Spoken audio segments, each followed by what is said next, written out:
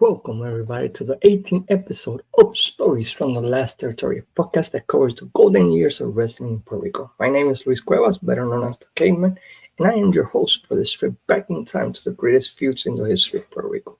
If you like what you hear and see, please subscribe to YouTube or in audio to Spotify as Stories from the Last Territories. Today, we're going to be talking about possibly the last great feud of the glory years before the split between Capital Sports Promotions and the Hugo-led AWF, the Huracan Castillo versus Miguelito Perez feud that happened at the end of 1991. This feud happened in a very interesting time in wrestling in Puerto Rico. It was the peak of the promotion had just passed by, and there was going to be a division in Capital Sports Promotions that hopefully we are going to be covering next week in the podcast, where Hugo Sabinovich and many of the all-stars of the promotion like Hercules Ayala, TNT, Osavio Vega, Chiqui Star, and basically everyone but the janitor were going to leave Capital Wrestling to create the AWF to battle WWC for the becoming the number one promotion in Puerto Rico. After what had been a very successful anniversary 91, this year was actually a pretty good one for Capital Sports Promotion, in my opinion. And basically, this was one of the last two feuds that happened before the split. The other one being the Carlos Colon versus Abdullah, where Abdullah attacked Carlos Colon in the shower, which was an incredible feud. So while all this was going on, the tag team Caribbean Express of Miguelito Perez and Huracan Castillo Jr. had a very good couple of years. They became basically the number two babyface tag team of the promotion and had some very good feuds against the likes of the Kansas Jayhawks that we have covered in this podcast, the Baton Twins, and the Samoan SWAT team of Samu and Fatu, establishing themselves as probably the best tag team in Puerto Rico. In 1991, they added a manager in the person of Monster Ripper, who had just turned face after her and Prophet had a split and a feud culminating in a great angle and feud and match in Anniversary 91. The feud between Castillo and Perez actually started evolving since the moment Monster Ripper joined them as manager, as Castillo started having her in the corner, and she, unbeknown to Miguelito Perez, will help the team win by any means necessary, including cheating, doing the cheating, stealing, whatever, of Eddie Guerrero, including in Anniversary 91. And Castillo started becoming more influenced by her with the "it does not matter how we win as long as we win." And it's Castillo who challenged the World Tag Team titles champions that at that time were Bronco and Invader 1 to a match for the World Tag Team titles, who are also faces. Just after Anniversary, in that match that we only saw clips of, Invader had Castillo in a small package, while Bronco and Miguelito Perez are fighting outside the ring. And Monster River comes in, puts Castillo on top of Invader as the referee turns around and makes the count, and we have new World Tag Team titles in the figures of Miguelito Perez and Huracan Castillo Jr. On the episode of July 20, that is in Armstrong Alley, and you can check it out, 7/20/91, they are invited to a meeting with the Commissioner of Wrestling and Hugo Sabinovich. And they told Castillo and Bronco that they were told that Bronco and Invader have filed a complaint, and they wanted to show them the video of the match.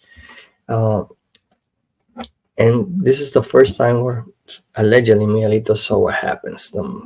They show the ending of the match where Monster Ripper helps Castillo and Perez to win the tag team titles. The commissioner mentions that there are two options. One, the baby faces could relinquish the title and give it back to the rightful owners, Bronco and Invader, or they could give Bronco and Invader a rematch. Castillo right away. We'll give them a rematch. No problem. We'll give them whatever rematch they want, but we're not relinquishing the title. Well, Miguelito Perez is like, no, we cannot do this. We cannot win this way. We have to do it the right way. Castillo's like, what? Look, let them take the titles from us. We have worked hard to get there, and we always talk about the money, the fame. And Miguelito's like, no, but I'm not going to do it this way. I want to do it the right way. And Castillo's getting mad and mad and mad. Do you really could sleep knowing you want it this way? And they continue this back and forth until Miguelito said, here's my belt. I don't want it this way, and leaves. While Castillo goes into this cussing Latin promo, super mad, Miguelito did what he did. The next TV taping, Castillo and Miguelito Perez are having a match against the Ring Lords, a tag team that was here in Puerto Rico during that time in 1991, where the Ring Lords have the advantage, and every time Perez is going to go for the tag, Castillo will be like, nah, fam, you got this, and he will not tag Miguelito Perez. And this continued for a couple minutes. Perez trying to reach Castillo, and Castillo is like turning around or doing anything not to tag Miguelito Perez or to relieve Miguelito Perez. Into Perez got tired of this and just left the ring, walked into the dressing room, but was stopped by Monster Ripper, and Castillo and Perez lost by countdown. Their little back and forth between uh, Ripper and Perez. Perez pushed Ripper out of the way, and that led to Castillo attacking him and just beating the living daylights of Perez for a while. I mean, he just went to town on Perez, turning on his long tag team partner. Castillo, Carlos Colon came to the ring to try and reason with Castillo, but Castillo pushed Carlos and continues attacking Perez. Same with Invader. Was doing an awesome job, saying these guys were like brothers, they were like family. I have known them since kids. How can Castillo do this? I am embarrassed by this. This is one of the worst acts I have seen ever. And this led to Castillo and Reaper leaving the arena with security around them. They just ran outside the stadium. Next week, on 8/27, they announced a match between them in Juan Ramon Loria Stadium. In the TV show, Castillo cuts a hell of a promo, and you can see the difference from heaven to earth in his promo style. I mean, as a babyface, he was the typical babyface. Well, tonight I'm going to do this to you, and I'm going to beat you, and I love the fans. But as a rule breaker, you went, wow, I did not know he had that in him. It was an amazing change in just a week. And he just felt like he was a natural rule breaker. And he stated his case that it was Miguelito who betrayed them when he gave up the titles and not him. They have always dreamed about fame, money, and prestige, and finally they had it on their hands for this stupid idiot for them to turn around and a very stupid move to go and relinquish the belts. So Miguelito was going to pay for his betrayal, and that Miguelito should remember something, that it was Castillo who carried the tag team. He was the captain, the one who taught him everything he knew.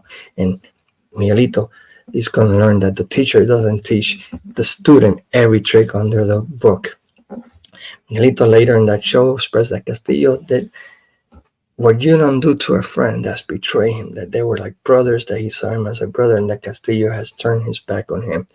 That Castillo will pay for that, and that Castillo can talk all he wants, but the one who taught him everything was his father, not Castillo. And that there were no captains in this team, honestly. This is actually one of the best promos of Miguelito I have seen him ever do. The match that happened in the Juan Ramon Luria Stadium was televised later on a show called Crash of the Titans on the 25th of August. That night, WC had a special show called that, which is like a Clash of the Champions, a Saturday night main event type show in primetime TV. And you see this whole card in Armstrong Alley, where they show the matches from the July 27 Juan Ramon Luria Stadium. Before the Miguelito versus Castillo match, they show a video compilation, the type of friendship that they had and that they have, and they both of them holding a picture of Miguel Perez Padre and Castillo, saying that he respects the legend that was Perez Padre and that their goal was to become the new Perez and Antonino Roca. The match was pretty awesome, with Perez looking for vengeance and both going back and forth, fighting over the stadium, and Castillo finally cheat to take the advantage and take the lead, beating on Miguelito Perez, hitting him against the pole, and blood start flowing from Perez's face and just destroying Perez along the match. The match worked in showing a side of Castillo that had never been seen by the fans, which is like, look how he has turned. He's now a rule breaker. He will go to the streams to hurt you. So in that sense, the match was excellent. Finally, Perez has his comeback, and it's now Castillo who's so bloody, and they have this awesome exchange of punches outside, like a real boxing match. I had never noticed that until I saw it again, and they hit the ref, El Vikingo, in that exchange, and he calls off the match as they continue to fight. When out of nowhere comes Miguel Perez Padre to separate them and trying to reason with both of them to stop fighting. It looked like a dad talking to his two kids, like, stop arguing and fighting. They both stop. And I don't know, Castillo hits Perez knocking him down to seal his turn to the dark side. While Perez Jr. was tending his father, Castillo jumped him and attacked him, but Miguelito was so full of rage and went to town on Castillo, and both continued the fighting until Ripper hit the softest shot with a metal pipe I have ever seen to help Castillo to escape to the dressing room. Due to what happened on that match, they have a rematch at Juan Ramon Lourdes Stadium on August 10th. As a result of that July 27 match, they showed clips of this match on the October 19th TV show. In the match, Miguelito is winning the match when Fidel Sierra, who was a second to Castillo, gives Castillo a chain that Castillo uses to hit Perez, but the ref sees it and disqualifies Castillo. Perez recovers and it becomes this impromptu chain match with both fighting over the chain until Castillo hits a low blow and goes to town on Perez with the chain into the faces, makes the save. On the TV show on 11, also Castillo caused a promo on an incident in a house show in Aguadilla.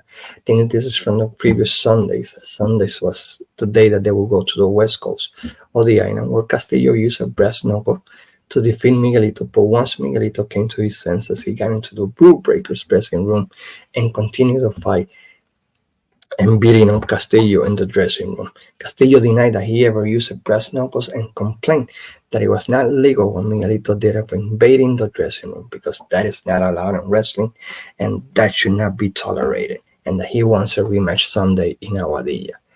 That card also had a Bronca Boricua, which is the Spanish version match of what we call in the United States called a bunkhouse stampede matches from the old NWA, where both Castillo and Miguelito were going to be involved. And Castillo said that not only was he going to win the money, but if he did not finish Perez in the single match, he will finish him in the Bronca Boricua. Miguelito talks that he wants Castillo so bad, and what happened in the dressing room of Seth Castillo, he should see what he has for him tonight in Aguadilla. And he's going to go to the Bronca Boricua with one thing in mind, and it's not to win the Bronca Boricua, but to continue to gain revenge on Castillo for what he did to him.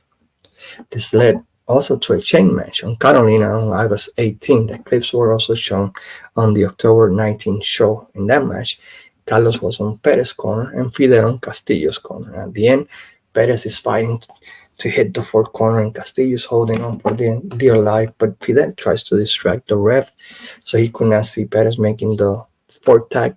But Carlos Colon, being the sneaky rule breaker that he was, he gives Perez a brass knuckles, and Perez hit Castillo with the brass knuckles in order to touch the corner and have the win. I think there's the whole match is also somebody posted, but I cannot remember if it's in full or just the clips. After the match, both Castillo and Fidel jumped the baby faces and left them a bloody mess, and this led to a series of matches in tag team. Like we mentioned earlier on the podcast, on the 25th of August, WWC had a special show called Clash of the Titans. Like I mentioned, it's like Clash of Champions Saturday Night Match. After they showed a match that we discussed earlier from July 27, Hugo Sabinovich mentioned that on September 7th, both of them were going to have a Texas Death Match, and Profe and Elio Gonzalez and Hugo Sabinovich explained to the fans what exactly is a Texas Death Match, that they were going to have it on Juan Ramon Lourdes Stadium, and he mentioned that they were going to show a careo, or a back and forth between them to promote the September 7th match, and they showed a split screen face-to-face of Miguelito Perez and Castillo, similar to the Fritz Von Erich versus Ric Flair in the world class before the cage match, and both of them went to town airing their grievances against each other. And you could see how awesome Castillo was in the promos and how far he could go as a rule breaker. As you could see him little by little, just losing the patience and just trying to present the point. And if you hear him, you go, yeah, he might have a point, and getting madder and madder against Perez. And the reason Perez was using was frustrating because Perez was telling him the truth. And he started by saying that he was happy that he got his opportunity because it was his chance to explain how Miguelito had betrayed him, which led to Miguel like, dude, what the hell are you talking about? You were the one that betrayed me. Saying, look, if you didn't want to be tag team with me no more, all you had to do was say it. And we both have gone our different ways. It did not have to end that way, betraying me like that. Castillo retorted saying, I don't know how you could fill your mouth saying I betray you when it was you that betrayed me by giving back the titles and not listening to me when I say let's keep them. You did the same act of giving them back And it is like, how could we keep the belts by winning them? And Miguelito Perez came back with, how can we keep the belts by winning them illegally? And why heck could we have keep them? And that Castillo did the ultimate sin of hitting his dad in the match that we saw from July 27, and that he had no right to do that. And Castillo's like, look, he should have stayed sitting down instead of getting in the middle of our fight. It was our deal, not his deal. And the back and forth was pretty awesome between Castillo and Perez. Sadly, we do not know what happened in that match as we don't have video of it. And pretty much all of September, uh, except due to the incident, the chain match, and that Castillo brought in a Carlos versus Fidel match. Most of the matches in September were tag team. How the tag team match, besides the chain incident, was set. Um, there was a match between Carlos Colon and Fidel Sierra. Castillo got in and they beat up Carlos Colon, and they took him to the Rule Breakers locker room and locked him up there to beat him up. Miguel Perez tried to make the save, but Fidel and Castillo also jumping and also taking to the dressing room. They closed the door of the dressing room and they beat them up. Well, you see all the faces trying to open the door and to save both Perez and Carlos. They are both left bloody and dead. And they had to carry them from the dressing room all across the stadium. Pretty cool visual. You could find it. It's on YouTube, and it's pretty cool stuff. They had a series of tag team matches, including one in Cabos. That was an incredible brawl. We do know that sometime in September, Castillo won the Puerto Rican title, and the feud changed from just a vengeance feud to a feud for the Puerto Rican heavyweight champion. In September 26th, they had a singles match in Solá Morales Stadium for the Puerto Rico title. In Cabos, that again, clips were shown on the October 19 TV show. At the end of the match, Miguelito Perez pinned Castillo, but unbeknownst to Perez, Castillo had his feet on the ropes. The match continued with Perez leading. The ref pulls Perez apart, and Castillo pulls a chain again and hits Perez again for the DQ. And Castillo continues beating Perez with the chain, which led to another match. This led to a match in Arkelio Torres de San Germán, where Castillo was going to defend the title against Perez. The promo Castillo cuts in the October 19 TV show is pretty awesome, talking about the fans, Perez, and saying that at the end, he was going to keep the title and he was going to break the record title defenses. Perez counter-argues, saying that Castillo is a coward and that he doesn't represent the people in Puerto Rico. In that match they went to a time limit draw of 30 minutes. Castillo and Perez had a match for the tournament for the Medalla title. Medalla was a beer sponsor, and they actually had a belt and everything. In late October in Carolina, that was shown on the November 9 TV show, and this was an awesome fight, an awesome match that I highly recommend you guys check it out. Where Miguelito goes to town, but Castillo goes to town, beating Castillo up and down the whole arena. But at the end, Castillo wins by beating the count, and he advances in the tournament. Due to the time limit draw in the match in October 19, this led to a rematch on November 3 in San Germán, where Castillo again retained by a time limit draw. And this was the last show of Hugo Sabinovich and many in the company, as this was when the split actually happened. Finally, in the last opportunity of Perez, he wins the Puerto Rican title, defeating Castillo on November 15 in Juan Ramon Loria Stadium to win the Puerto Rico heavyweight title, and I guess to win the Feud. Sadly, after this, Miguelito Perez had a tour in Mexico and Japan during this time of the year, and by the time he came back, Castillo had jumped to the AWF, and we never had like a super satisfying blow up to the Feud, but this Feud was pretty awesome. It was one of the last glory things that Capital did. After this, they went downhill real bad into the middle of 92, where they had to pull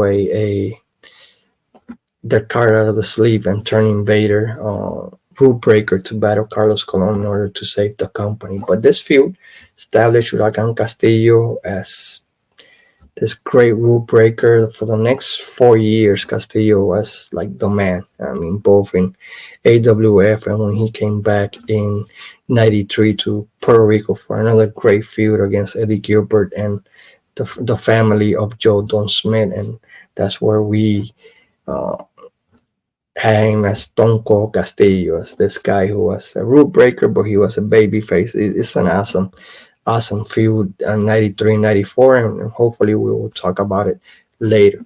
Hopefully you guys have enjoyed this look back at the feud between Miguelito Perez and Huracan Castillo. Most of it is in Armstrong Alley. You guys can check it out. Just go to his playlist of 1991, starting with Anniversary 91 and down.